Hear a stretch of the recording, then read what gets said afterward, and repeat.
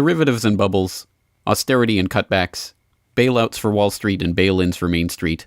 It's hard to find anyone outside of the rarefied world of television talking heads who doesn't understand that the international financial system is broken and spinning increasingly out of control.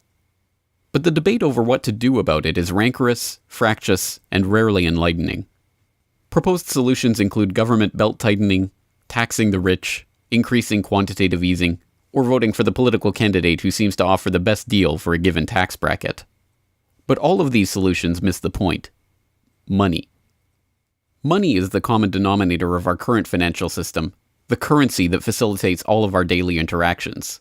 We take its existence for granted, and while the debate in recent years has grown to include whether or not the government should print more of it or print less of it, the lack of comprehension about how dollars, euros, yen, pesos, and other government-regulated national currencies are themselves the very root of the problem, conceived in iniquity and born as debt owed to the commercial banking system itself, has prevented the conversation from moving past this infantile debate.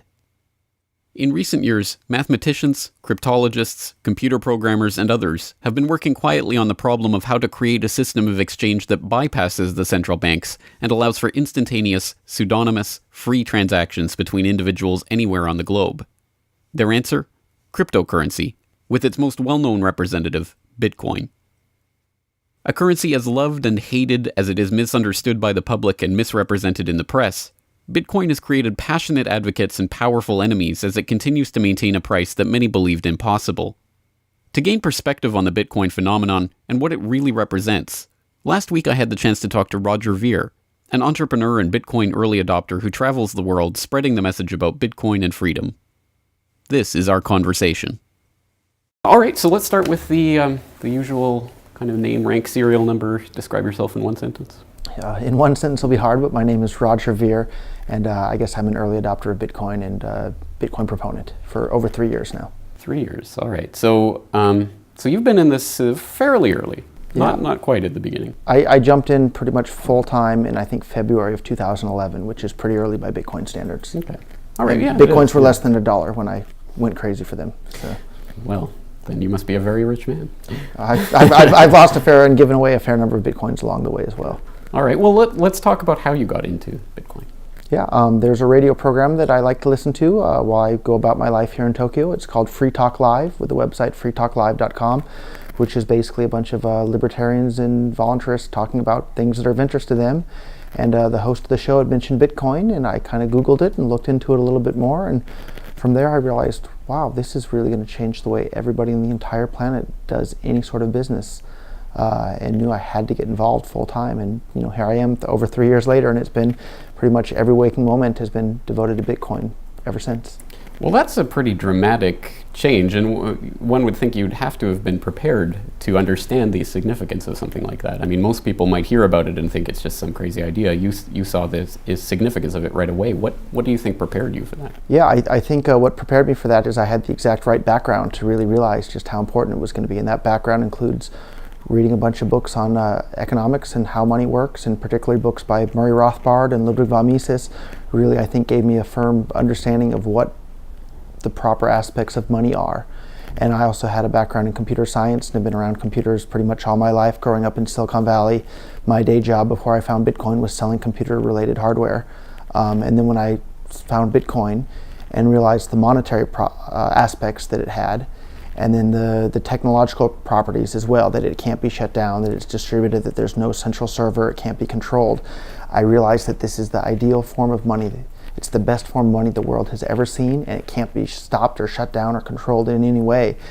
And I realized this is going to change absolutely everything. And here I am, more than 3 years later, every waking moment for 3 years and around 3 months now have been devoted to Bitcoin.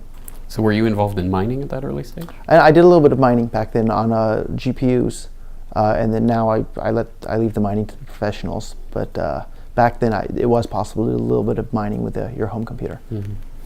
All right. Well, it's been said about Bitcoin that the less people understand about it, the more stridently they're against it, or something of that sort. Which I think cuts two ways, because of course it means that it's perhaps more sophisticated and smart than people initially believe, but it also means that there's a problem in communicating the idea of Bitcoin. There's still a lot of people who are very reticent of it, maybe because they don't understand it.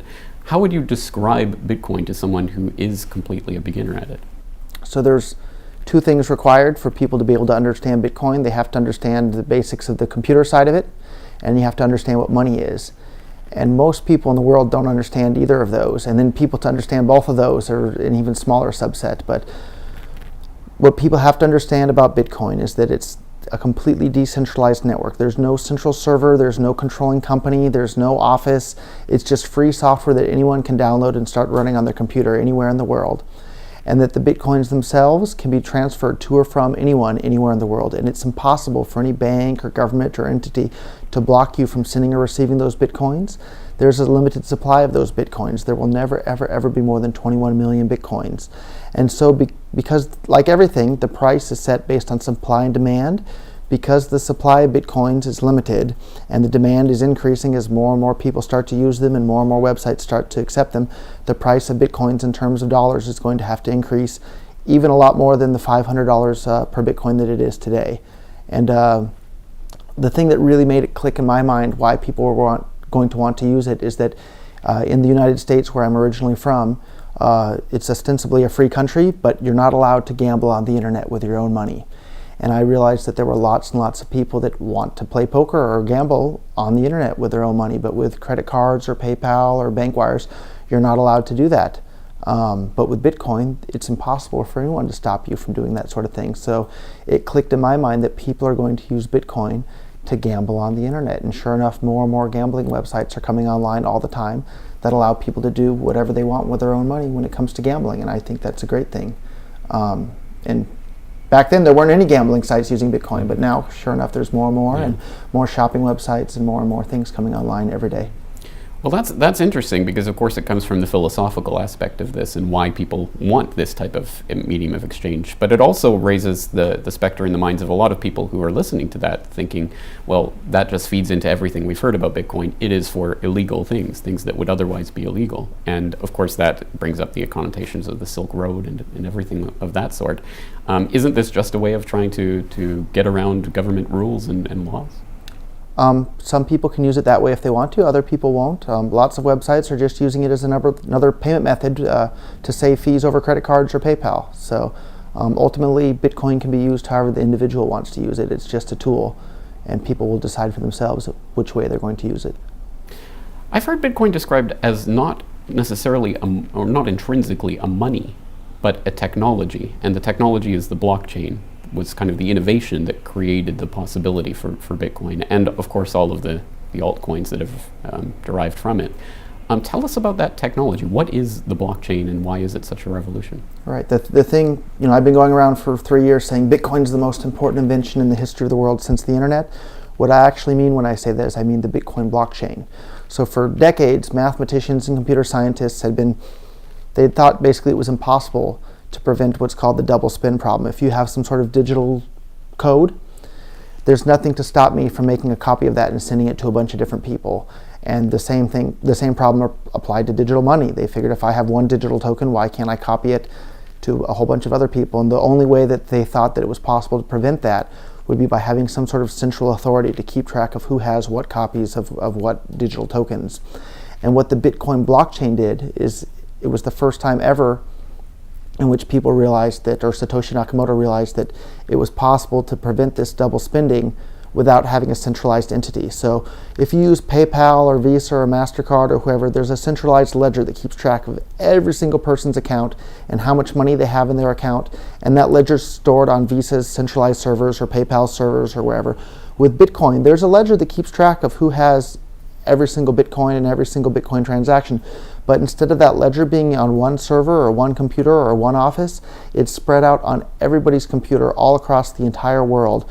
And that ledger gets updated in steps with each other. And each update to that ledger is called a block. And each of those blocks are connected together in what's called the blockchain. And that blockchain is just the entire transaction history that's ever taken place on the Bitcoin network. And that's such a revolutionary technology that's going to allow all sorts of things in addition to just money.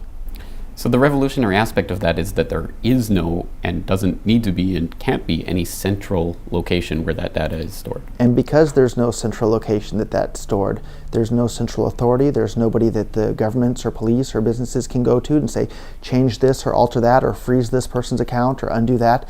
It's beyond the control of any entity. It's kind of taken on a life of its own at this point, and it's really, really exciting because nothing like that's ever existed ever before in the history of the world. Right. Of course, that also brings up the other connotation that a lot of people have with digital money as kind of the worrying point is that with the blockchain, you have a record of every transaction that's ever taken place. So you can theoretically trace a transaction and the way that it flows through the system not from person to person, but from address to address at any rate. And once someone is capable of pairing an address to an identity, then not only is it not anonymous, it's actually documented forever, and there's no way to get rid of the record of that transaction.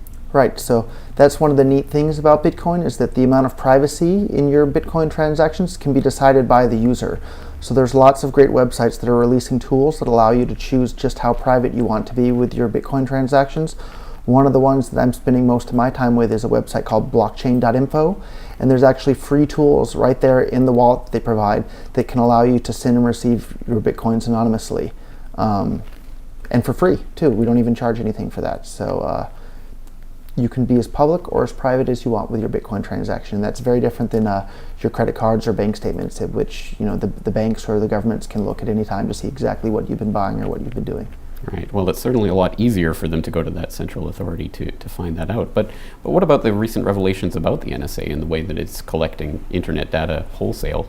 That must make it much more difficult to enact the type of cryptography that would make that anonymous, truly anonymous. Yeah, well, it's hard to know exactly what sort of technologies the NSA has, but one of the things that has me so excited about Bitcoin is that most governments around the world, and the US government in particular, fund just about everything they do through inflation rather than direct taxation. So some things people are going to be more than willing to pay for. Lots of people are going to be willing to pay for, roads and fire departments and police and that sort of thing. Not so many people are going to be willing to pay with their own money for the NSA to spy on all of them, or for the United States military to drop bombs all around the world. And if the world starts using some sort of math-based currency like Bitcoin, governments aren't going to be able to just print money to fund all these things. So I'm really excited about Bitcoin because I see it as an opportunity to non-violently defund the NSA. If the NSA people that are working there don't get paychecks at the end of each month, they're not going to show up anymore. And all those really smart people that are working at the NSA can hopefully go and get hired to work for Bitcoin companies to work to make the world a better place rather than to spy on everybody for a Big Brother. And that's one of the things that has me so excited about Bitcoin, is how it's going to rein in the control that governments have over people.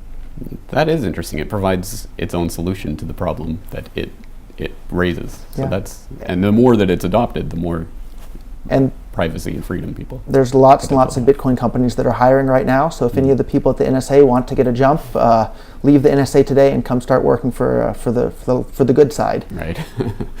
Okay. Well, I've heard it said by yourself and others that basically there's nothing that can be done to shut down Bitcoin at this point, barring, I guess, the complete eradication of the internet from the face of the planet, which is a rather tall order. But there are always externalities and points of pressure by which, if not Bitcoin can be completely eradicated, at least there are pressure points that governments can use. There was the recent ruling by the IRS that about capital gains tax with regards to Bitcoin usage. There's recently the Icelandic government attempted to implement something called the Aurora coin. That ended up going pretty atrociously, and I believe it's pretty much been abandoned by this point because of technical and security issues. It seems to me there's always ways that governments can come and kind of do something to Bitcoin, if not to get rid of it, at least to manipulate, adjust, or change people's perceptions of it. What do you say to people who have those types of concerns? Certain governments may do certain things to try and inhibit the growth of Bitcoin, but it only just takes one country anywhere in the world to be friendly to Bitcoin for Bitcoin to really be able to take off, because at some point Bitcoin will have a large enough market cap and a stable enough price where people won't feel compelled to instantly convert Bitcoins back into some sort of government-issued currency. And when Bitcoin hits that point, it's just so incredibly easy for anybody to use as a payment method that if people want to use it, they will. A good example, I guess, is in the United States. Most drugs are illegal, yet you can get them anywhere, including in actual prisons in the United States. Drugs are still available. So if people want to use Bitcoin, they're still going to have the ability to. And Bitcoin, it crosses borders just as easily as radio waves do. So it's not really stoppable in that. It can be slowed down, but it can't be stopped. Well, what do you think about the altcoin phenomenon? Because there's nothing inherently about Bitcoin per se that's unique. It's the blockchain technology, which could be used by anyone, of course, and is being used by more and more in different altcoins. Is there a difference between Bitcoin and the various altcoins? The big difference is the amount of processing power behind Bitcoin. Bitcoin is by far and away the largest network ever. Bitcoin network is, I don't even know how many more times more powerful than the world's top 500 supercomputers combined. So several years ago it was already more powerful. Now it's probably hundreds if not thousands of times more powerful than the world's top 500 supercomputers combined. Whereas these other altcoin networks, the amount of processing power being used to secure them isn't anywhere near as big and makes them much more susceptible to various forms of attacks. And that's exactly what happened with Aurora Coin that you mentioned earlier. As people attacked it and were able to successfully kill it, attacking Bitcoin in the same way, I don't think is possible at this point, and hasn't been possible for a couple of years now. And that's what makes Bitcoin so much more secure. I personally don't own any of the altcoins, and the reason for that is that none of the altcoins currently are able to do anything that Bitcoin doesn't already do. And what makes the money useful is the number of people that are willing to interact and accept and exchange with that money. And Bitcoin, by far and away, has the largest network and largest number of people using it. So I don't really see any benefit in starting to adopt any of these other altcoins, because you only have a limited number of hours in the day for these programmers that are coding the websites. They should focus on one particular coin, which I think is Bitcoin, rather than spreading their time a whole bunch of other coins to do the same thing that Bitcoin already does. I don't see the point there. In some ways, isn't this the test of the type of voluntary free market ideas that Bitcoin springs from? If the market gravitates towards Bitcoin, then it will gravitate towards Bitcoin. If not, then perhaps altcoins will gain traction. Yeah, every once in a while I'll hear from people who really don't like Bitcoin, and I tell them, that's fine. Don't use it. Nobody's forcing you to. And it's the same thing with Bitcoin and all the altcoins. If you want to use an altcoin, feel free. I'm not going to stop you. I hope nobody else is going to stop you either. But if you want to, go for it. If not, don't worry about it.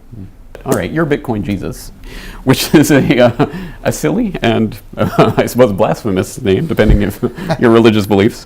But if you are a Bitcoin Jesus, what does Bitcoin heaven look like? What does Bitcoin heaven look like? I think Bitcoin heaven looks like an entire planet of people using a money that they've chosen to use voluntarily, and that arbitrary groups of people can't just create more of out of thin air. So I suppose up till now we've been living in Bitcoin hell, but we're on the road to Bitcoin heaven, and we can see that every day by all these new businesses starting to adopt Bitcoin and new users starting to use Bitcoin, and I think we're definitely headed in the right direction. So walk us through a day in Bitcoin heaven where Bitcoin is fully implemented and everyone's using Bitcoins for their transactions. What does that look like from a day-to-day perspective? I don't think there's any one person that can answer that, because there's billions of people on this planet with billions of individual wants and needs and desires, and Bitcoin is just a protocol that anyone can choose how they want to use that protocol in their day-to-day life. So I think a lot of the ways in which people are going to use Bitcoin haven't even been thought of yet. So that's not a question that I can really predict, other than in my version of Bitcoin heaven, all human interaction will be on a voluntary basis, and no groups of people will be forcing their view on others. Are there any drawbacks at all to the idea of using a cryptocurrency?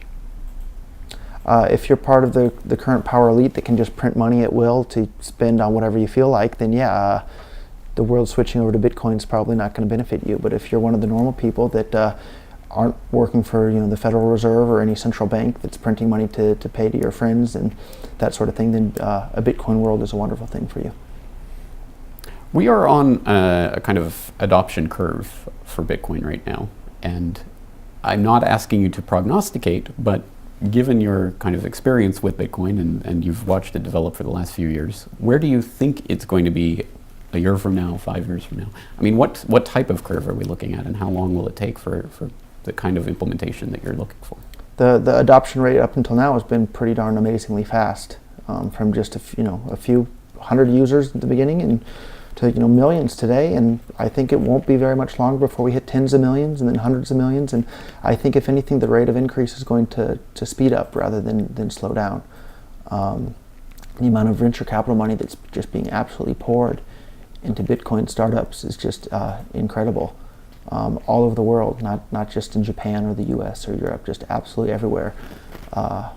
It's just incredible. And I'm headed later this week over to Moscow. There's a Bitcoin conference in Moscow, and the Russians are excited.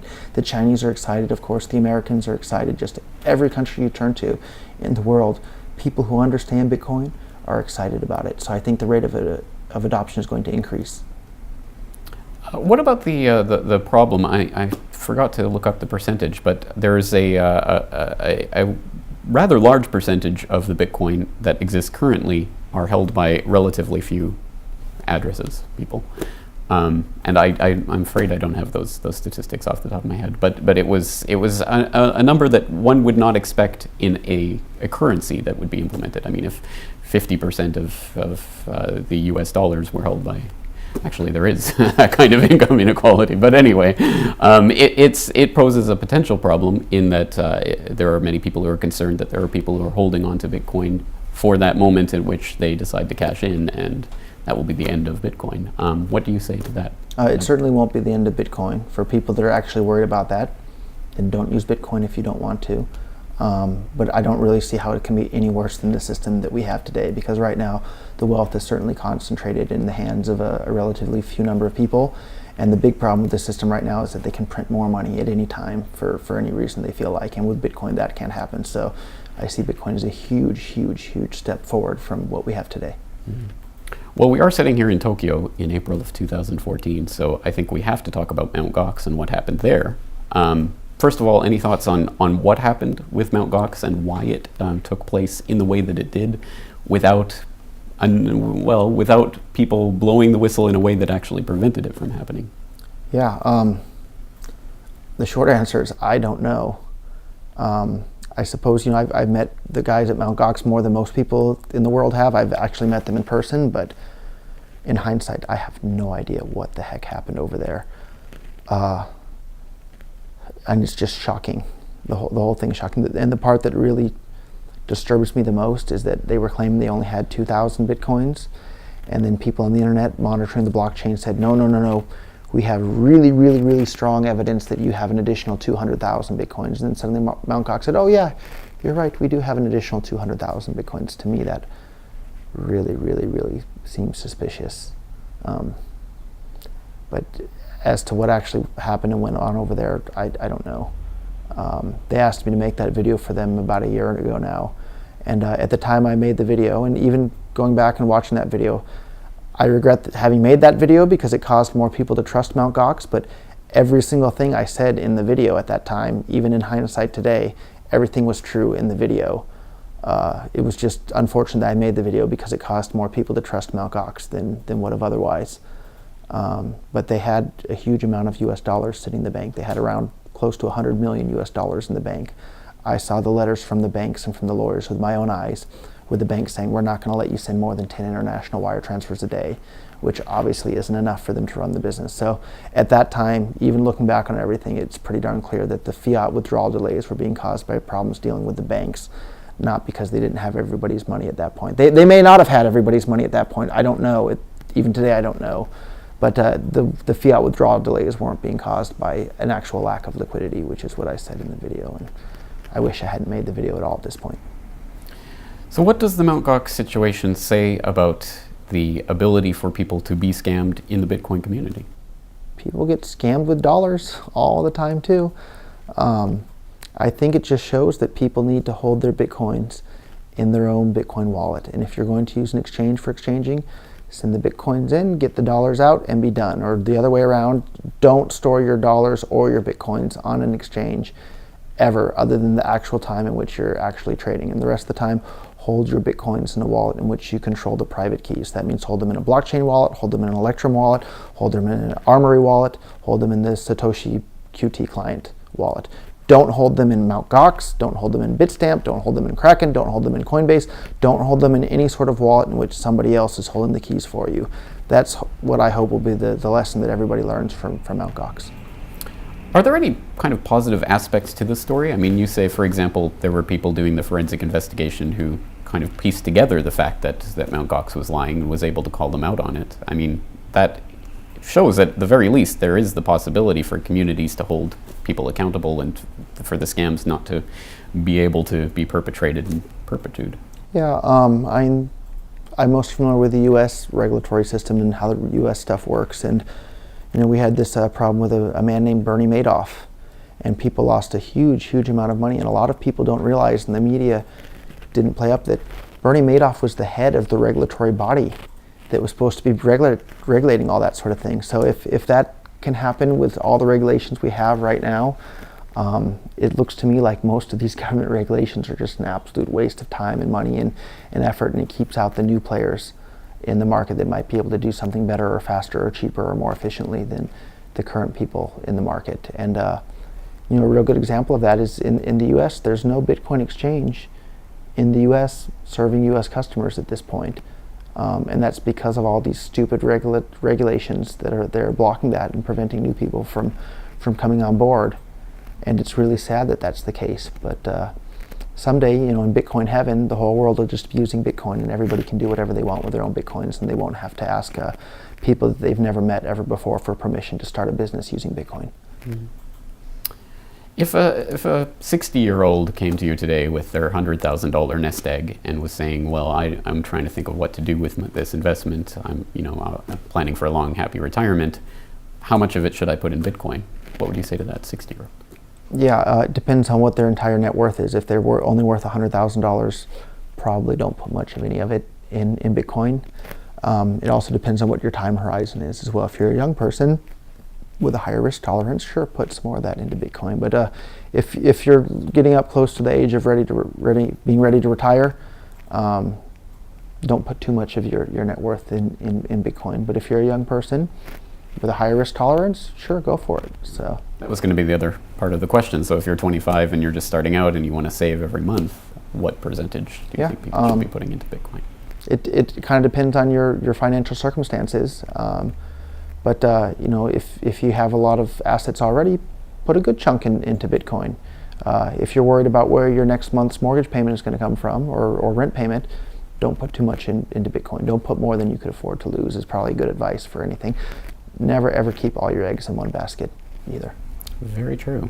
Speaking of which, well, I am a Bitcoin virgin, not in the sense that I don't have any, but I've never bought a Bitcoin. So can I buy a Bitcoin? Absolutely. Not one Bitcoin. How about 0.1 Bitcoin? Whatever you would like. What is the exchange rate today?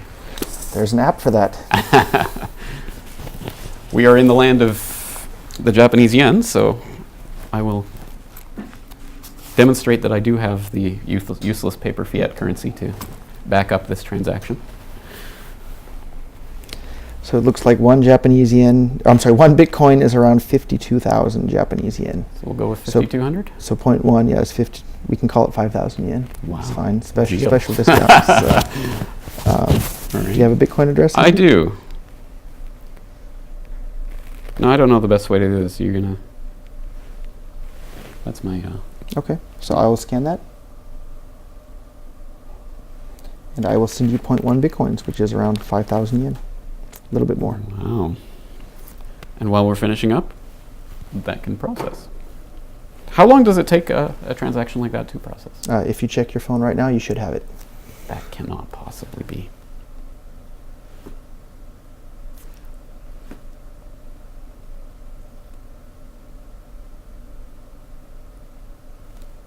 Depending on the speed of my connection.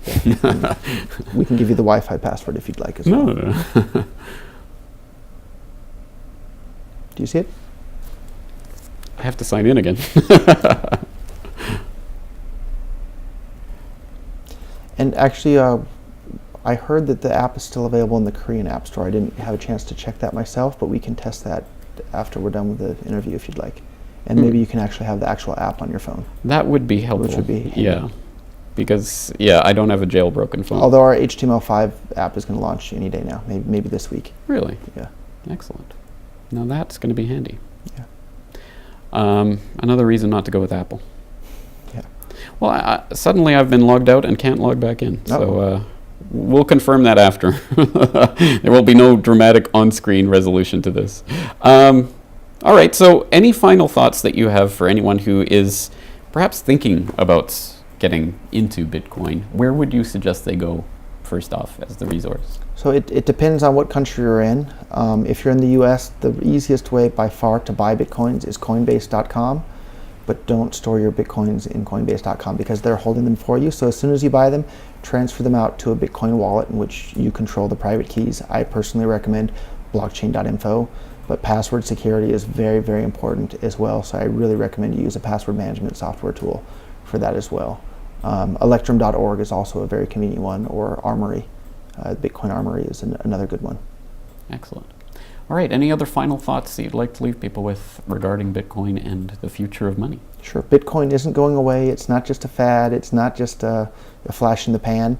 It's going to change the way everybody in the entire planet interacts with everybody else, just in the same way the internet has changed how everybody on the planet communicates with everybody else. So spend some time right now today, educate yourself on Bitcoin.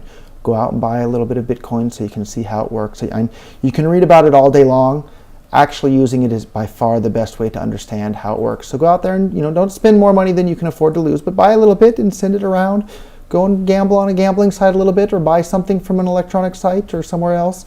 Test it out. And once you've bought something online with Bitcoin and you see just how much easier it is to buy something with Bitcoin than with a credit card, you realize, wow, this is a big step. And then when you realize that there's no chargebacks, there's no fees involved with it, like it's just so much better than